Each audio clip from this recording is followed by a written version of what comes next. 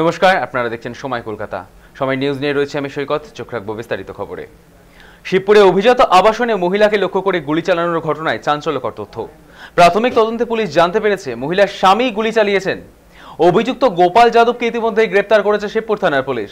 পুলিশের দাবি, জেরায় গুলি চালানোর কথা স্বীকার করেছেন গোপাল যাদব। বুধবার সকালে শিবপুরের একটি অভিজাত আবাসনে গুলি চলে। ঘটনায় পুনম যাদব নামে এক মহিলার ঘাড়ে গুলি লাগে। গুরুতর জখম অবস্থায় কলকাতার হাসপাতালে চিকিৎসাধীন তিনি। পুলিশ ও স্থানীয় সূত্রে জানা গিয়েছে, শিবপুরের অভিজাত আবাসন আইডিয়াল গ্র্যান্ডের ডি ব্লকে 15 তলার ফ্ল্যাটে ঘটনাটি ঘটে। এখানেই থাকেন ব্যবসায়ী গোপাল যাদব এবং তার স্ত্রী পুনম। গোপাল যাদবের পিস্তল থেকেই চলে গুলি। একটি সিসিটিভি ফুটেজ সামনে এসেছে, তাতে দেখা যাচ্ছে কয়েকজন আহত ওই মহিলাকে লিফটে 15 তলা থেকে নামাচ্ছেন। তাকে হাসপাতালে নিয়ে যাওয়ার জন্য দৌড়দৌড়ি করছেন। গোপাল যাদবকে গ্রেপ্তার করেছে শিবপুর থানার পুলিশ। পুলিশের জিজ্ঞাসাবাদে গোপাল যাদব জানিয়েছেন, পারিবারিক বিবাদের জেরেই তিনি গুলি চালিয়েছেন। তবে এর পেছনে অন্য কোনো কারণ রয়েছে কিনা খতিয়ে দেখছে পুলিশ। আমাদের সঙ্গে এই মুহূর্তে টেলিফোন লাইনে রয়েছে আমাদের প্রতিনিধি অর্পণ সিংহ। অর্পণ, এই যে স্বামী গুলি চালিয়েছে স্ত্রীকে, ঠিক কি কারণে? পারিবারিক বিবাদ নাকি অন্য কোনো কারণ? দেখো, পুলিশ সূত্রে এমনটাই কিন্তু খবর উঠে আসছে যে পুরনো কোনো ঝামেলা, অর্থাৎ স্বামী স্ত্রীর যে ঝগড়া, সেই ঝগড়া কিন্তু এর আগেও হয়েছিল এবং হঠাৎই আজকে গুলি চালানোর ঘটনা কিন্তু কিভাবে ঘটেছে পুরো বিষয়টি তদন্ত করে দেখা হবে, যেটা পুলিশ সূত্রের খবর।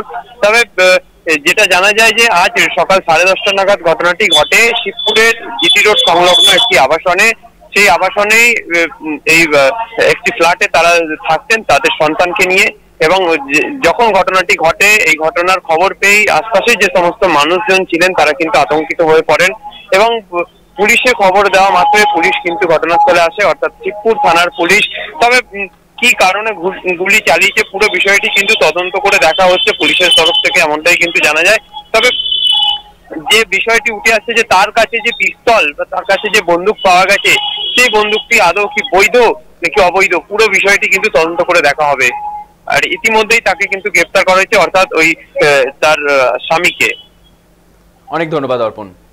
যেমনটা জানা যাচ্ছে, শিবপুরে অভিজাত আবাসনে মহিলাকে গুলি, অভিযুক্ত সেই মহিলারই স্বামী।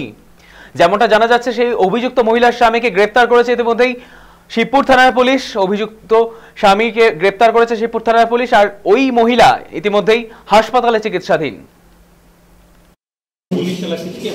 ठीक है, वो बाद में आपको पता चल जाएगा। बाद में पता चलेगा, हम लोग यहीं हैं तो पता हम